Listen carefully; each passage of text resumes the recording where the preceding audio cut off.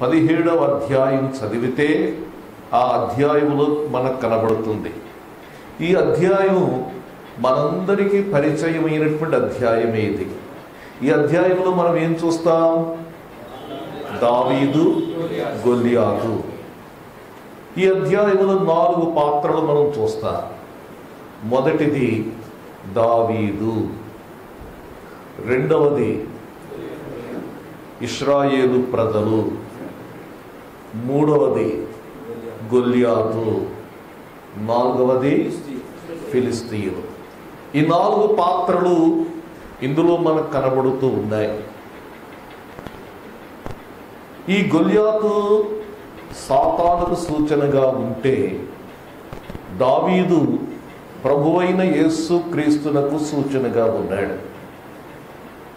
ఇశ్రాయేలు ప్రజలు విశ్వాసులకు సూచనగా ఉంటే, ఫిలిస్తీయులు సాతాను యొక్క సైన్యమునకు వారు సూచనగా ఉన్నారు.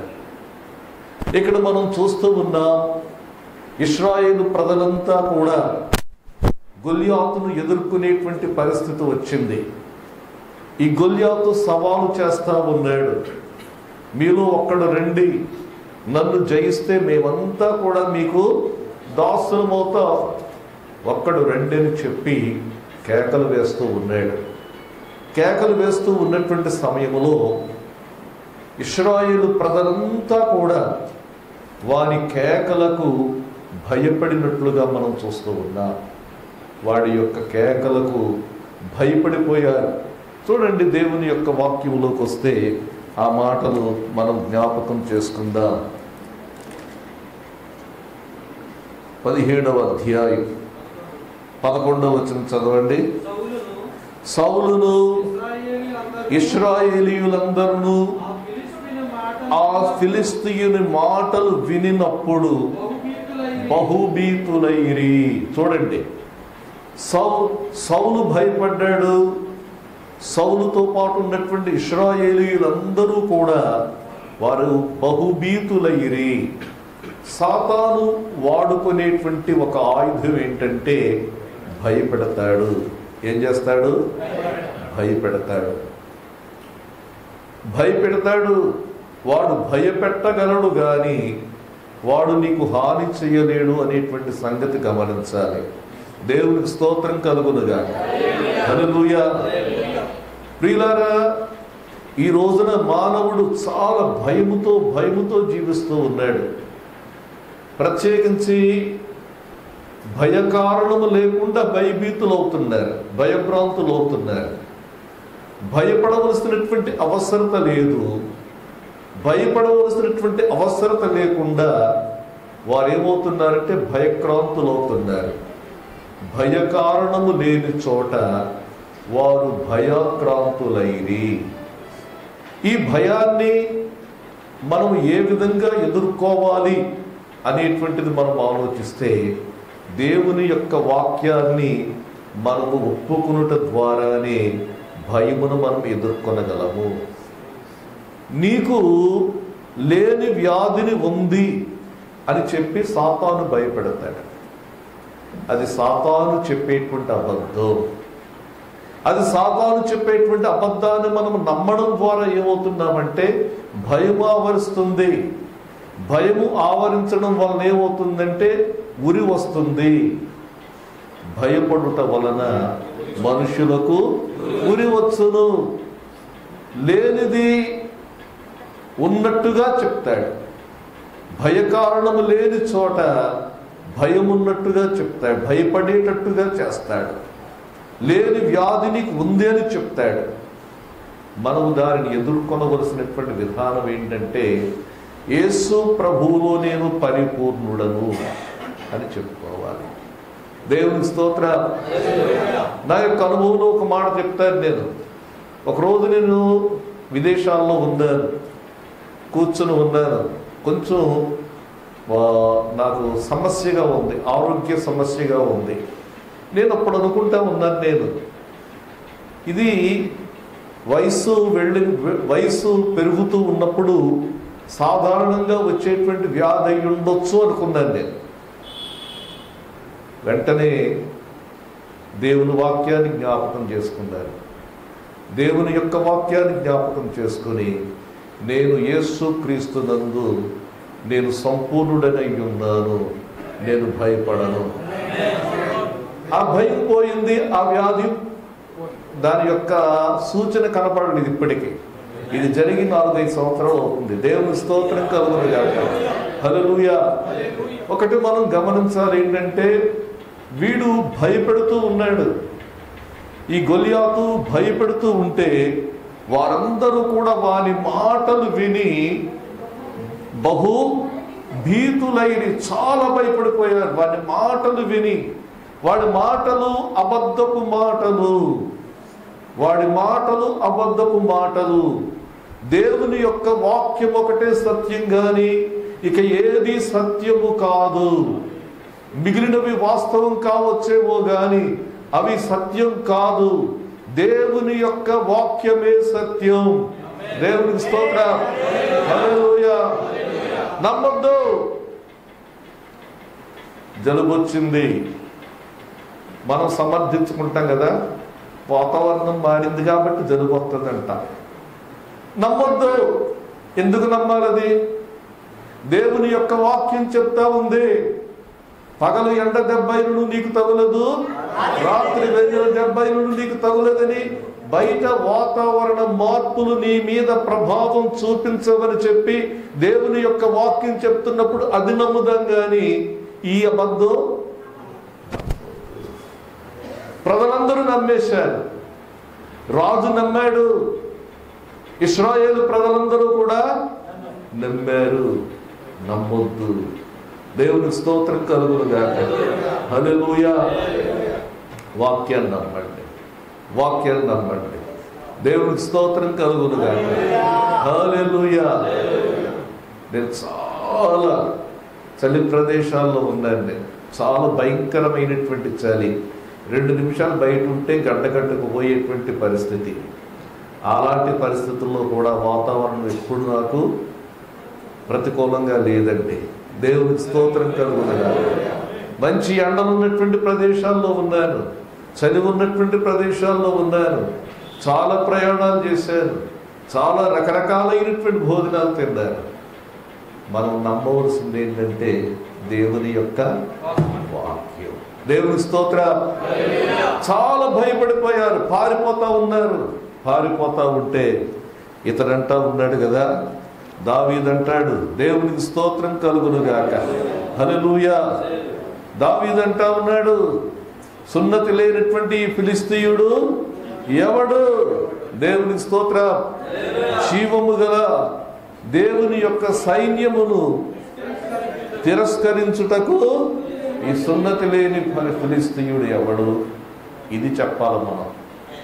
దేవుని సేవకుడనైన నన్ను ఎదిరించడానికి ఓడిపోయినటువంటి ఈ యొక్క శత్రు ఏపాటి వాడు, పనికిరాని ఆయుధాలు కలిగి ఉన్నటువంటి శత్రు ఏపాటి వాడు అని మనం చెప్పగలగాలి. దేవుని స్తోత్రం కలుగునుగాక. హల్లెలూయా. దావీదునకు తెలుసు, దావీదు తన శత్రువును ఎదుర్కొని అతనిని ఓడించగలడనేటువంటిది అతనికి తెలుసు. దేవునికి స్తోత్రం కలుగునుగాక. హల్లెలూయా. 37వ వచనములో ఈ మాట చెప్తా ఉన్నాడు, సింహము యొక్కయు ఎలుగుబంటి యొక్క బలము నుండి నన్ను రక్షించిన యెహోవా ఈ ఫిలిస్తీయుని చేతిలో నుండి కూడాను. దావీదు ఇంత బలంగా చెప్పగలిగాడు, నేను గెలుస్తానని చెప్పగలిగాడు. ఈడు నన్ను ఏం చేయలేడని చెప్పాడు. మిగతా ఇశ్రాయేలీలు చెప్పలేకపోయారు కదా. మిగతా ఇశ్రాయేలీలు చెప్పలేకపోవడానికి దావీదు చెప్పడానికి గల కారణం ఏంటి? అది దావీదు అంతకు మునిపే అభిషేకింపబడ్డాడు. అభిషేకం బలాన్ని ఇచ్చింది, అభిషేకం ధైర్యాన్ని ఇచ్చింది. దేవునికి స్తోత్రం కలుగునుగాక. హల్లెలూయా. ఎవరిచ్చిన అభిషేకం అది? దేవుని అభిషేకం. దేవుని స్తోత్ర. దేవుని చేత అభిషేకింపబడినటువంటి వాడు. దేవుని యొక్క అభిషేకం ఏం చేసిందంటే గొప్ప ధైర్యాన్ని ఇచ్చింది. అభిషేకం ఏం చేసిందంటే ఎదుర్కొనే రీతిగా చేసింది.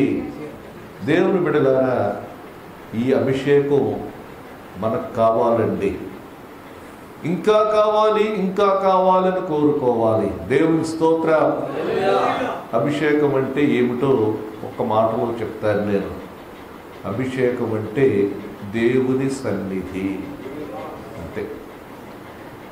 నూనె రాసేసారండి, నూనె రాసిన మీద ప్రార్థన చేశారని అన్నీ మీరు పక్కన పెట్టండి. ఒకటేంటంటే నేను అధికంగా దేవుని సన్నిధితో నింపబడాలి. ఇదే ప్రభువా, నీవు నన్ను అధికంగా నీ ఆత్మతో నింపు, నీ సన్నిధితో నింపు ప్రభువా. నేను ఎక్కడికి వెళ్ళినా నీ సన్నిధిని తీసుకుని వెళ్ళాలి. దేవునికి స్తోత్రం కలుగునుగాక. హల్లెలూయా, హల్లెలూయా. చూడండి, ఇక్కడ ఈ యుద్ధంలో జరిగింది ఏంటో తెలుసా? దేవునికి స్తోత్రం కలుగునుగాక. హల్లెలూయా. దావీదు దేవుని చేత అభిషేకింపబడినటువంటి వాడేమో తనకున్నటువంటి ఆయుధాలు ఇతనికి ఉన్నటువంటి ఆయుధాల వంటివి కావు. ఆ ఒడిసెలలో రాయి వేసి అతన్ని కొట్టినప్పుడు అతడు పడిపోయాడు. శత్రువు యొక్క తలను ఛేదించి శత్రువుపై విజయాన్ని పొందాడు. దేవునికి స్తోత్ర. ఎప్పుడైతే దావీదు విజయం పొందాడో దాని అర్థం ఏంటంటే ఇశ్రాయేలీయులందరూ కూడా విజయం పొందారు. ఫిలిస్తీయుల యొక్క అధికారం పోయింది. దేవుని స్తోత్ర. ఫిలిస్తీయుల అధికారం పోయింది. దావీదు యొక్క అధికారం లేక దేవుని ప్రజల యొక్క అధికారం మరలా స్థాపింపబడింది. దేవునికి స్తోత్రం కలుగునుగాక. హల్లెలూయా. ప్రభు అయినటువంటి యేసయ్య సాతానును ఓడించుట ద్వారా ఆ అధికారాన్ని ఏం చేశాడంటే మరి కొట్టివేసి మనలను ఒక నూతన అధికారం క్రిందకు తీసుకుని వచ్చాడు. దేవునికి స్తోత్రం కలుగునుగాక. హల్లెలూయా. చూడండి, ఆ మాటలు కొలస్సీ పత్రికలో మనం జ్ఞాపకం చేసుకుందాం. కొలస్సీ పత్రిక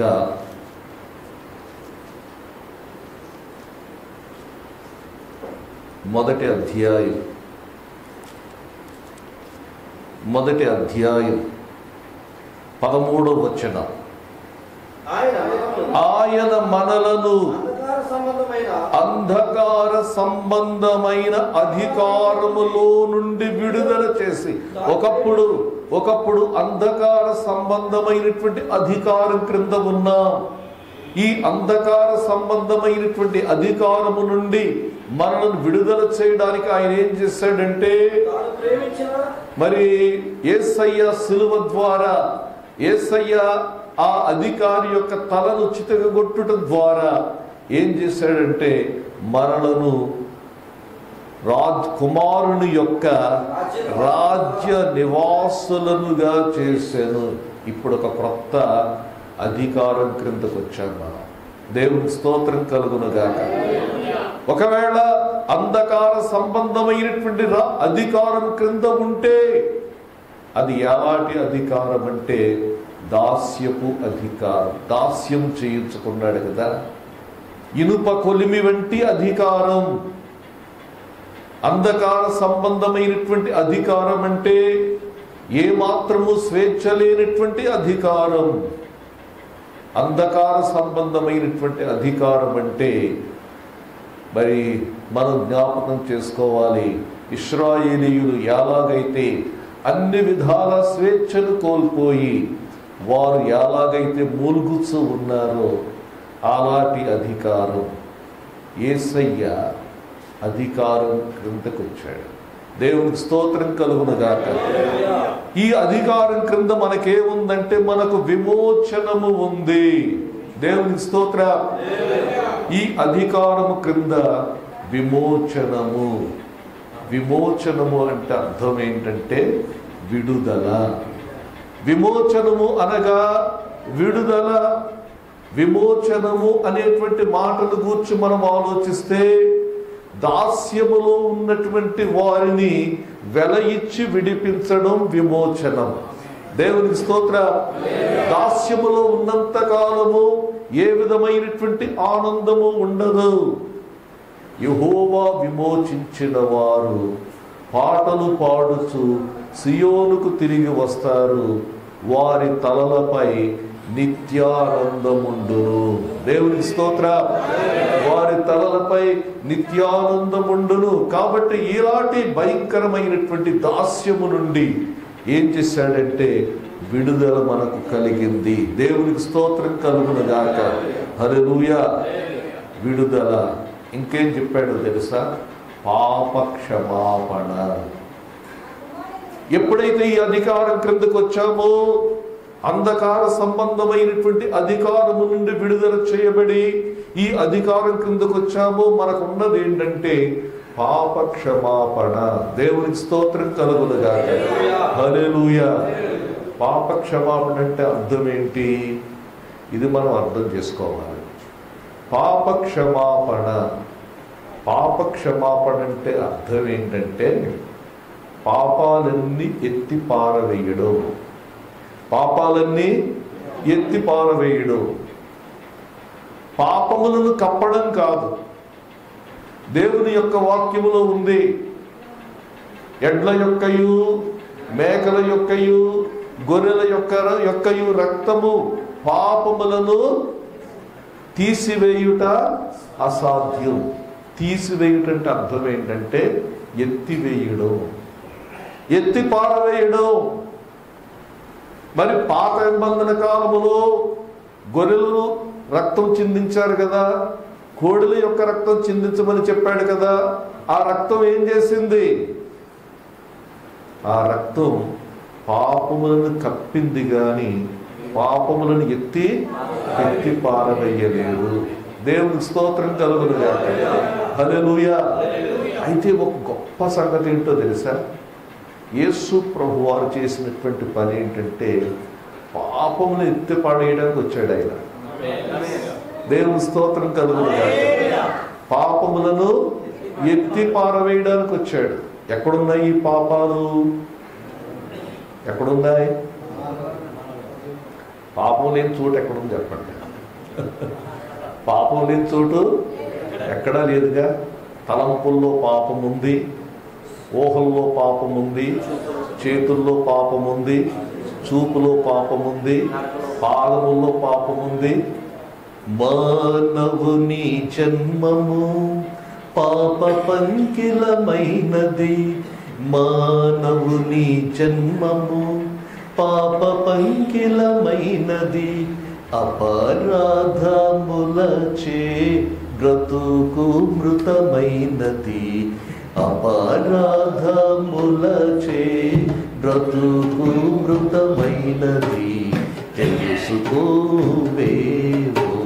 మనసా, నీవు తెలుసుకొని తెలివొందవే ఓ నా మనసా. నా వెర్రి మనసా. హల్లెలూయా. లేని చూడంటూ ఎక్కడా లేదు. దేవుని స్తోత్రం. అయితే ప్రభు చేసేటువంటి పని ఏంటంటే ఈ పాపాలన్నీ ఎత్తి పాడేస్తాడంటే, యేసయ్యా ఈ పాపాలు ఆయనకి జ్ఞాపకం అసలు పట్టించుకోనంత దూరం పడేస్తాడు. అది దేవుని స్తోత్రం. అనవసరంగా మనం ఏం జ్ఞాపకం చేసుకుంటాం కదా. మనం జ్ఞాపకం చేసుకోం. సాతాను యొక్క ఒక ఆయుధం ఏంటంటే జ్ఞాపకం చేయటం అన్నమాట. మనలో ఇంకా అపరాధ భావాన్ని పుట్టిస్తూ ఉంటాడు. నిజంగా దేవుడు క్షమించాడంటే అవని ప్రార్థన చేసినప్పుడు మళ్ళీ ప్రార్థన చేస్తాం. దేవుని స్తోత్రం కలుగునుగాక. అపరాధ భావాన్ని పుట్టిస్తాడు. ఎప్పుడైతే ఈ అపరాధ భావం వచ్చిందో మన మీద మనకేం జాలి కలుగుతాయి, ఇంకా దేవుడు నన్ను క్షమించలేదు.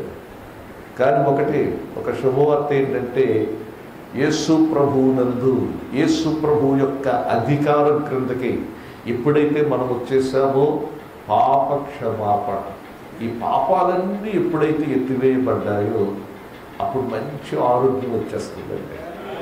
దేవుని స్తోత్రం. నా పాపమును బట్టి నా ఎముకలలో స్వస్థత కొంచెమైనను లేదు. ఆ కుమారుని యందు మనకు పాప క్షమాపణ కలుగుతున్నది. దేవునికి స్తోత్రం కలుగునుగా. ఇప్పుడు ఈ కుమారుని యొక్క అధికారం క్రిందకు వచ్చాం మనం. ఆయన సర్వాధికారి. దేవునికి స్తోత్రం కలుగునుగా. ఆయన సర్వాధికారి కాబట్టి ఆయన మనకు ఏం చేశాడంటే తన అధికారాన్ని తన దగ్గర ఉంచుకోలేదు, కానీ ఆయన తన అధికారాన్ని మనకు అనుగ్రహించాడని. దేవునికి స్తోత్రం కలుగునుగా. హల్లెలూయా. ఆయన తన అధికారాన్ని మనకు అనుగ్రహించాడు. ఎంత గొప్ప అధికారం ప్రభు మనకు అనుగ్రహించాడు. మీరు ఎప్పుడైనా అర్థం చేసుకున్నారా? ఇది చాలా ప్రాముఖ్యమండి. ఎవ్వరికి ఇవ్వని అధికారం యేసయ్య ఒక్కడే కలిగి ఉన్న అధికారం ఆయన సంఘమైనటువంటి మనకిచ్చాడు. దేవునికి స్తోత్రం కలుగునుగా. హల్లెలూయా. దేవుని యొక్క వాక్యములో మనం చూస్తాం, దేవుని వాక్యంలో చెప్తా ఉన్నాడు, ప్రతి విధమైనటువంటి రోగమును స్వస్థపరచుటకును అపవిత్రాత్మను లేక దయ్యములను వెళ్ళగొట్టుటకును వారికి అధికారం అనుగ్రహించాను. అధికారం అనుగ్రహించాను. నీకు అధికారం ఇచ్చాడు, నీకు అధికారం ఇచ్చాడు, నాకు అధికారం ఇచ్చాడు. ఆయనను వెంబడించేటువంటి ప్రతి ఒక్కరికి కూడా అధికారం అనుగ్రహించాడు. దేవునికి స్తోత్రం. లోకాధికారి యొక్క అధికారం కొట్టివేయబడింది.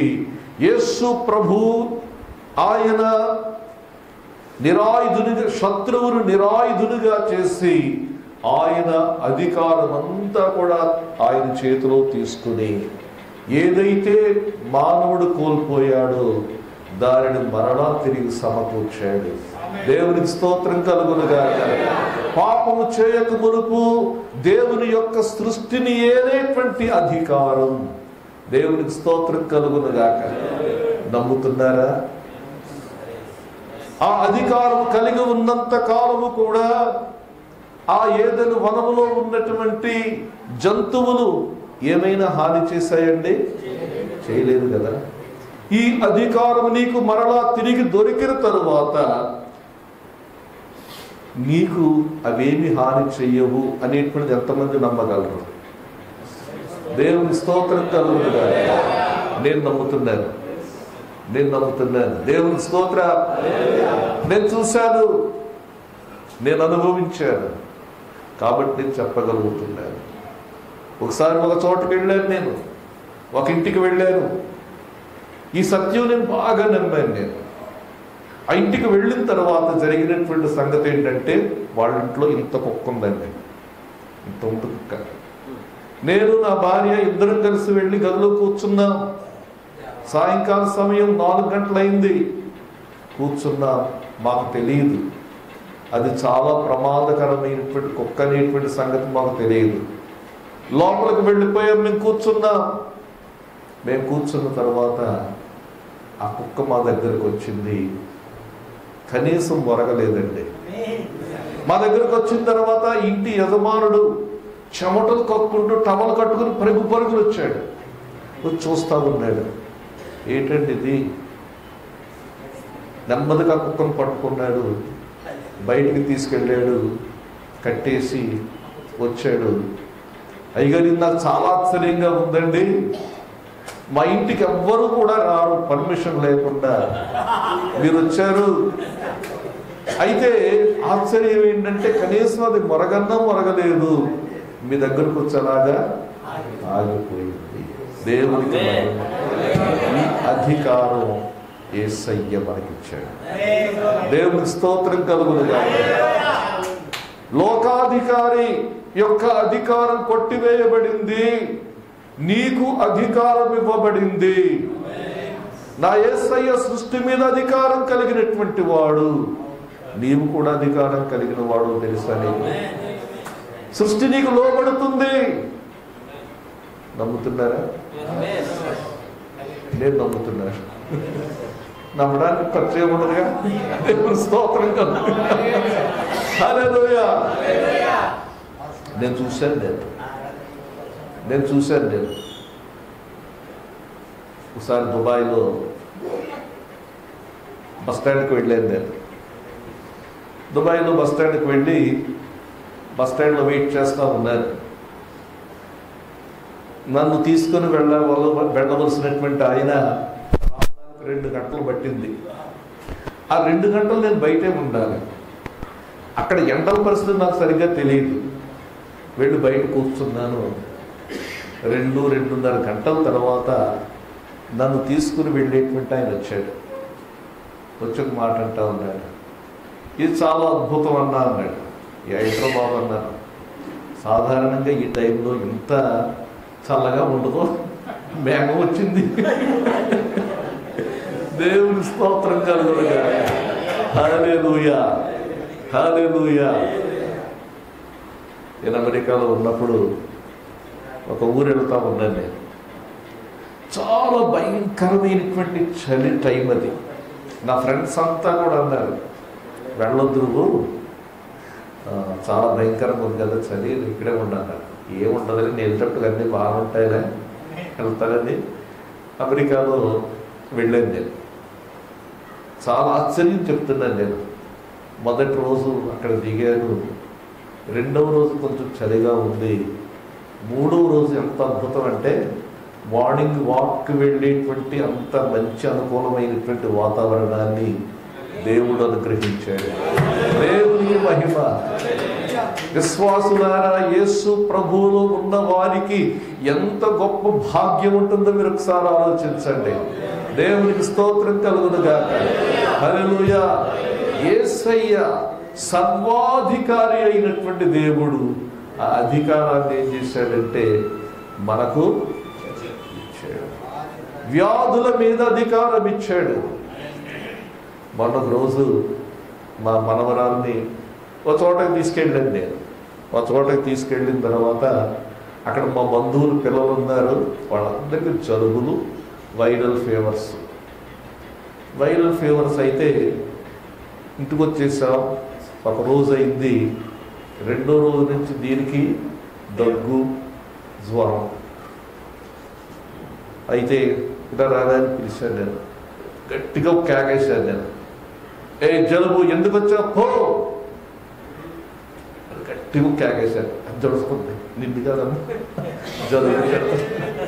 జలుబు తిడుతున్నాను అన్నారు. మీరు వెంటనే 2వ రోజు నుంచి ఏమీ లేదు. అధికారం ఏంటది? అధికారం.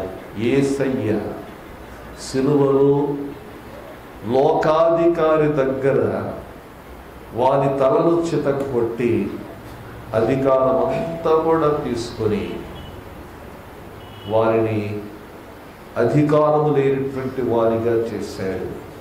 దేవునికి స్తోత్రం. అధికారం అంటే ఒక మాట చెప్తారు, శాసించడం అన్నమాట. శాసించే అధికారం ఇచ్చాడు. శాసించే అధికారం. నీవు శాసించవచ్చు, వ్యాధిని శాసించవచ్చు, వ్యాధిని శపించవచ్చు, ప్రకృతిని శాసించవచ్చు, దురాత్మలను శాసించవచ్చు. దేవునికి స్తోత్రం కలుగునుగాక. ఒకసారి ఏం జరిగిందంటే, కర్నూలులో మీటింగ్ జరుగుతూ ఉంది. కర్నూలులో మీటింగ్ జరుగుతుంటే మీటింగ్ రాత్రి 11 అయిపోయింది. ఒక ఆమె దెయ్యం పట్టి వచ్చింది. ఆ దెయ్యం పట్టిన సంగతి నాకు తెలియదు. అయ్యగారు ప్రార్థన చేయండి అన్నాడు. ప్రార్థన చేస్తుంటే చాలా పరిగెడుతుంది. వీళ్ళు కూడా పరిగెడుతున్నా తిల్లాపోతున్నారు. ఏం చేయండి? ఈ దెయ్యానికి శాసనం చేయాలనుకున్నాను. కర్ర తీసుకుని ఒక గీత గీశారు. యేసు ప్రభు నామములో నీవు గీత దాటి వెళ్ళడానికి వీలు లేదని ఒక శాసనం చేసేద్దాన్ని. దేవుని స్తోత్రం కలుగును గాక. సరిగ్గా వచ్చిన గీత దగ్గర పడిపోయేది. దేవుని స్తోత్రం కలుగును గాక. ఆ రాత్రి విడుదల పొందింది. దేవుడు గొప్ప అద్భుతమైనటువంటి విడుదలను ఇచ్చాడు. దేవుని స్తోత్రం కలుగును గాక. హల్లెలూయా. అధికారం చూడండి. యేసు ప్రభు మన శత్రువుని గూర్చి చెప్తున్నటువంటి మాటలు. మొదటి మాట మీకు చెప్పాను నేను. మొదటి మాట ఏంటంటే శత్రువు ఏమై ఉన్నాడు? బలవంతుడై ఉన్నాడు. బలవంతుడు అయితే వాని యొక్క బలం అంతకంటే బలవంతుడు చేంజ్ చేశాడు, తీసేశాడు. దేవుని స్తోత్ర. అంతకంటే బలవంతుడు వచ్చి వారి యొక్క బలమును తీసివేసి వారిని నిరాయుధులుగా చేశాడు. దేని ద్వారా చేశాడు? సిలువ మరణం ద్వారా, రక్తం ద్వారా. దేవునికి స్తోత్రం కలుగునుగాక.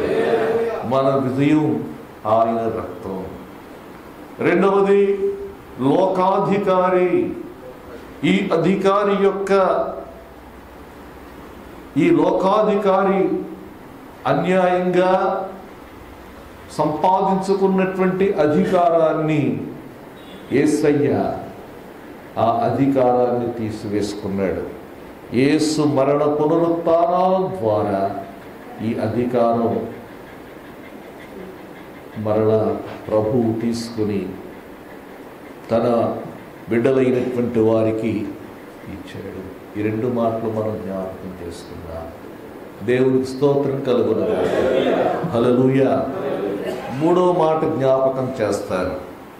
మూడవ మాట ఏంటంటే వీనికి మరొక పేరు యేసు ప్రభు పలికాడు. వీనికి శత్రువుకు ఉన్నటువంటి మరొక పేరు ఏంటంటే దేవుని వాక్యంలో మనం చూద్దాం. లూకాసు వార్త 11వ అధ్యాయంలో ఇక్కడ మనం చూస్తున్నాం. 19వ వచనం చూడండి. నేను బయల్జబూలు వలన దయ్యములను వెళ్ళగొట్టుచున్న ఎడల మీ కుమారులు ఎవని వలన వెళ్ళగొట్టుచున్నారు? చాలండి. ఈ శత్రువుకు ప్రభువైన యేసు పెట్టిన పేరేంటంటే బయల్జబూలు. ఆ రోజుల్లో దయ్యముల అధిపతికి పెట్టినటువంటి పేరేంటంటే బయల్జబూలు.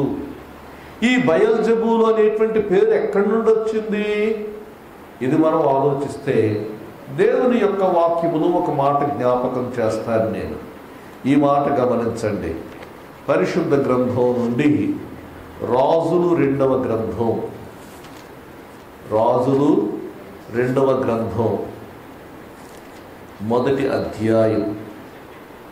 మొదటి అధ్యాయములో ఈ మాట మనం చూస్తున్నాం. 3వ వచనం,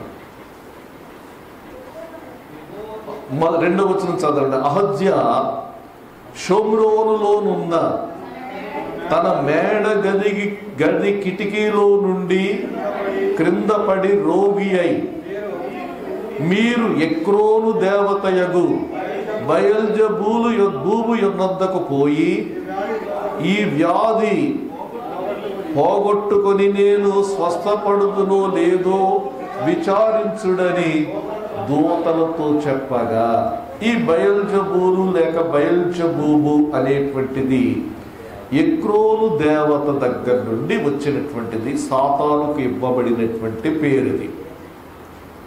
ఈ సాతానును గూర్చి మనం చూస్తూ ఉన్నాం. ఈ సాతానును గూర్చి మనం చూస్తే ఇక్కడ రాజైనటువంటి అహజ్య ఏం చేస్తున్నాడంటే మేడ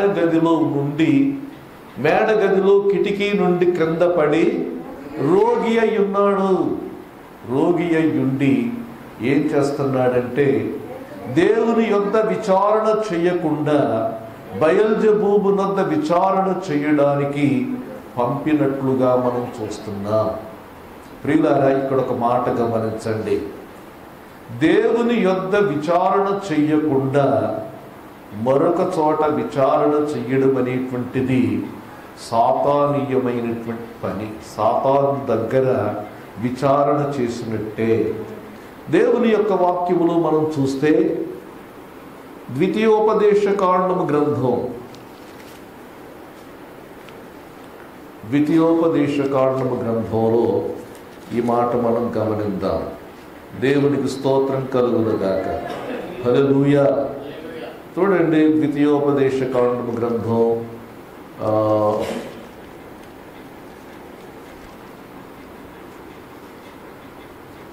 18వ అధ్యాయం 9వ వచనం నుండి మనం చదువుదాం. నీ దేవుడైన యెహోవా నీకిచ్చుచున్న దేశమున నీవు ప్రవేశించిన తరువాత ఆ జనముల హేయ కృత్యములను నీవు చేయ నేర్చుకొనకూడదు. తన కుమారుడినైనను తన కుమార్తెనైనను అగ్నిగుండము దాటించు వారినైనను శకునము చెప్పు సోదెగానినైనను మేఘ శకునములను గాని సర్ప శకునములను గాని చెప్పు వారినైనను చిల్లంగి వారినైనను మాంత్రికుడినైనను ఇంద్రజాలకుడినైనను కన్న పిశాచి నడుగు వారినైనను దయ్యముల యొద్ద విచారణ చేయువారినైనను మీ మధ్య ఉండనీయకూడదు. వీటిని చేయు ప్రతివాడును యెహోవాకు హేయుడు. చాలా స్పష్టంగా ఇక్కడ చెప్పబడింది. దేవునికి స్తోత్రం కలుగునుగాక. హల్లెలూయా. కాబట్టి మనం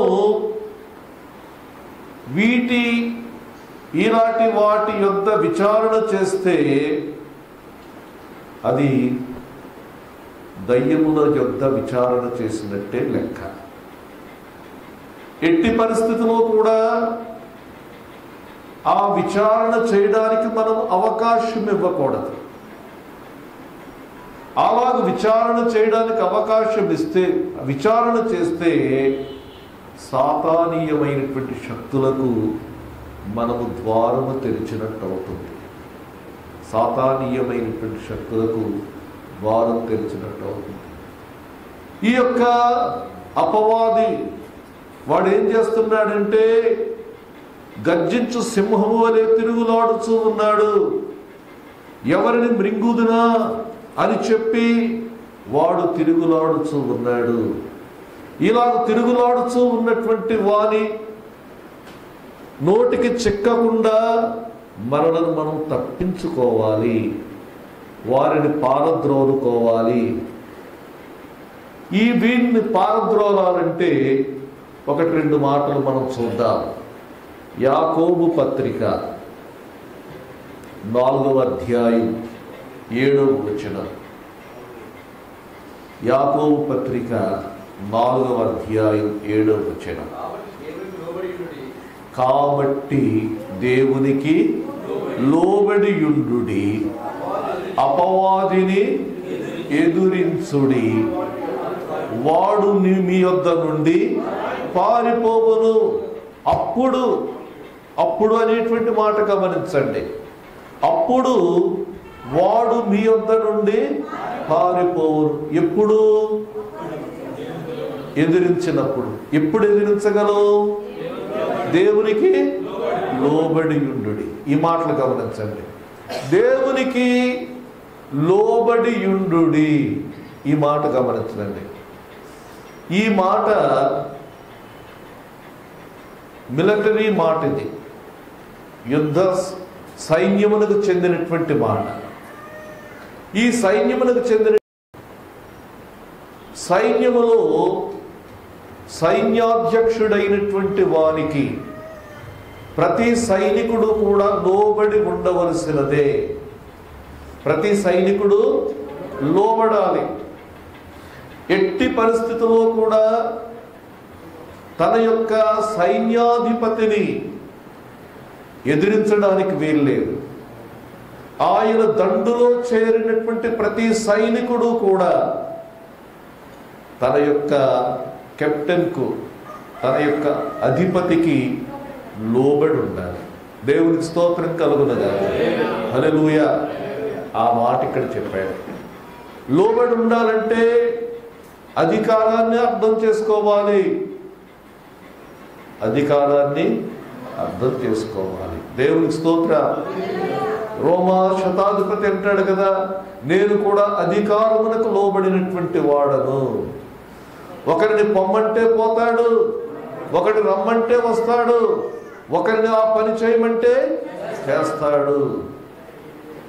ఇది ప్రభువుతో మనకు ఉండేటువంటి సంబంధం కావాలండి. దేవునికి లోబడి ఉండండి, ఇది చెప్తా ఉంటాడు. యేసయ్య దండులో చేరిన వారము, దూతాళిని అండగా కలిగున్న వారము, యేసుని నాయకునిగా పొందిన వారము, యేసయ్య సంతోషమే గురి కలిగిన వారము.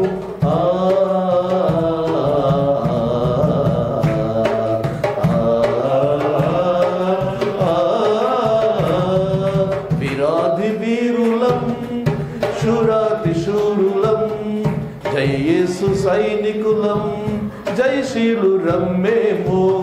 విరాధి వీరులం విరాధి శూరులం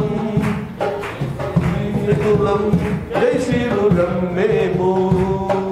యేసయ్య దండులో చేరిన వారము, భూతాళిని అండగా కలిగున్న వారము. హల్లెలూయా. యేసయ్య దండులో చేరా. దేవునికి లోబడండి. ఇది దేవునికి లోబడడం అంటే క్రీస్తుకు లోబడండి, క్రీస్తును ప్రభువుగా కలిగి ఉండండి. దేవునికి లోబడడం అంటే ఆయన వాక్యానికి లోబడి ఉండండి. దేవునికి లోబడండి. రెండోది ఏం చెప్పాడండి? అపవాదిని ఎదిరించండి. అపవాదిని ఎదిరించండి అంటే అర్థం ఏంటంటే గెంటి పడేయండి అని అర్థం. చొచ్చుకుని వస్తాడు నీ జీవితంలోనికి, నీ హృదయంలోనికి నెమ్మదిగా చొచ్చుకుంటూ వస్తాడు. చొచ్చుకుంటూ వచ్చినప్పుడు నువ్వు చేయవలసినటువంటి పని ఏంటంటే గెంటేయండి, ఎదిరించండి అంటే అర్థం ఏంటంటే నువ్వెంత గెంటునా కూడా నిన్ను తోసుకుంటూ వస్తాడు. అది ఎంత గెంటునా కూడా తోసుకుంటూ వస్తాడు. అది దేవుని స్తోత్రం. హల్లెలూయా. అపవాదిని ఎదిరించండి, అప్పుడు వాడు మీ యొద్ద నుండి పారిపోవును. కాబట్టి వాడికి ఎట్టి పరిస్థితుల్లో కూడా మనం చోటు ఇవ్వకూడదండి. ఇంకొక మాట కూడా జ్ఞాపకం చేస్తారు. దేవునికి స్తోత్రం కలుగును గాక. హల్లెలూయా. చూడండి, పేతురు రాసిన మొదటి పత్రిక 5వ అధ్యాయం 9వ వచనం చూడండి. లోకమందున్న మీ సహోదరుల యందు ఈ విధమైన శ్రమలే నెరవేరుచున్నవని ఎరిగి విశ్వాసమందు స్థిరులై వారిని ఎదిరించండి. విశ్వాసమందు స్థిరులై వారిని ఎదిరించండి. దేవునికి స్తోత్రం కలుగును గాక. హల్లెలూయా. ఎదిరించాలంటే మనకు అధికారం ఉండాలండి. దేవునితో ఉండేటువంటి సంబంధం మనకు అధికారాన్ని ఇస్తుంది. దేవునికి స్తోత్రం కలుగును గాక. దేవునితో మనకు ఉండేటువంటి సంబంధం అధికారం ఇస్తుంది. అపోస్తలుల కాలంలో మనం చూస్తున్నాం, స్కెవా అనేటువంటి యాజకునికి 7 కుమారులు ఉన్నారు. 7 కుమారులు కూడా ఏం చేశారంటే దయ్యములను వెళ్ళగొట్టడానికి పౌలు ఏ మాట అయితే ఉచ్చరించాడో అదే మాట మేము కూడా ఉచ్చరించాలని చెప్పి వెళ్ళి యేసు ప్రభు నామమున పొమ్మని మీకు ఆజ్ఞాపిస్తున్నాం అనేటువంటి మాట చెప్పినప్పుడు ఆ దయ్యములు అన్న మాట ఏంటో తెలుసా? పౌలు ఎవరో నాకు తెలుసు, యేసు ఎవరో మాకు తెలుసు, ఇంతకీ మీరెవరు? ఇంతకీ వీరెవరు? వీరు యేసుతో సంబంధము లేనటువంటి వారిది, యేసుతో సంబంధము లేనటువంటి వారు. వీరి పేర్లు జీవగ్రంథములో వ్రాయబడలేదు. అయినప్పటికీ మిగిలిన వారి వలె సేవ చేయాలని చూశారు. ఈ దయ్యాలు వారిని లొంగదీసుకున్నట్లుగా మనం చూస్తూ ఉన్నాం. దేవునికి స్తోత్రం కలుగును గాక. హల్లెలూయా, హల్లెలూయా. దేవుని బిడ్డలారా, మనము అపవాదిని ఎదిరించి నిలబడడానికి ఆయన మనకు అనుగ్రహించేటువంటి సర్వాంగ కవచమును మనము ధరించుకొని ఉండాలండి. దేవునికి స్తోత్రం కలుగును గాక. ఈ సర్వాంగ కవచమంతా కూడా ఏమిటి అని మనం ఆలోచిస్తే, ఈ కవచమంతా కూడా ప్రభువైన యేసుక్రీస్తే. ఒక మాటలో చెప్పాలంటే యేసుక్రీస్తునే మనం ధరించుకోవాలి, యేసయ్యను ధరించుకోవాలి. దేవుని స్తోత్రం కలుగును గాక. హల్లెలూయా, హల్లెలూయా. ఎలా ధరించుకుంటాం యేసు ప్రభువుని? ఎలా ధరించుకుంటాం? యేసయ్యను ధరించుకోవాలంటే ఏం చేయాలి? దేవునికి స్తోత్రం కలుగును గాక. హల్లెలూయా. యేసు ప్రభు, నేను ఈ మాట జ్ఞాపకం చేస్తాను, క్రీస్తులోకి, నీటిలోక క్రీస్తులోక, క్రీస్తులోకి, జెండా క్రిందక క్రీస్తులోక, క్రీస్తులోకి. ఏ నామం అని చెప్పలేదుగా ఈ వాక్యంలో, ఏ నామం అని చెప్పాడు? మనం కుస్తీలు పడుతున్నాంగా, బాప్తిజం పొందడు, మళ్ళీ తీసుకొచ్చి బాప్తిజం ముంచేస్తాడు. ముంచేసినంత మాత్రం వెళ్ళిపోతాడు ఏంటంటే పరలోకం. మోసం చేస్తున్నా. బాప్తిజం పొందడం ద్వారా నువ్వు పరలోకానికి వెళ్ళిపోతున్నావని చెప్పి మోసం చేస్తున్నా. దానికంటే ముఖ్యం ఏంటంటే క్రీస్తులోకి. అందరూ చెప్పండి మాట, క్రీస్తులోకి. క్రీస్తులోకి నువ్వు బాప్తిజం పొందకుండా 100 బాప్తిజాలు పొందిన ఉపయోగం లేదు. అది దేవుని స్తోత్ర. క్రీస్తులోకి నేను ఇవ్వలేను. క్రీస్తులోకి నేను ఇస్తానా? పాస్టర్ గారు ఇస్తారా? చెప్పండి. ఇవ్వలేదు. నేను నీటిలో ఇస్తాను కానీ క్రీస్తులోకి ఎలా ఇస్తాను? నేను క్రీస్తులోకి అంటే దీని అర్థం ఏంటంటే, క్రీస్తు శరీరములో నీ ఒక భాగంగా ఉండడానికి బాప్తిస్మం ఇచ్చేటువంటి వాడు పరిశుద్ధాత్మ. దేవునికి స్తోత్రం కలుగును గాక. హల్లెలూయా. పరిశుద్ధాత్మ. దీనినే పునర్జన్మ సంబంధమైనటువంటి స్నానమని తీతు భక్తునికి రాస్తూ అపోస్తలుడైనటువంటి పౌలు గారు చెప్తాడు. దేవునికి స్తోత్ర. 3వ అధ్యాయం 5వ వచనములో చూస్తే పునర్జన్మ సంబంధమైనటువంటి స్నానం ఇచ్చి పరిశుద్ధాత్మ ఏం చేశాడంటే ఒక క్రొత్త స్వభావం ఇచ్చాడు. దేవునికి స్తోత్రం కలుగును గాక. హల్లెలూయా.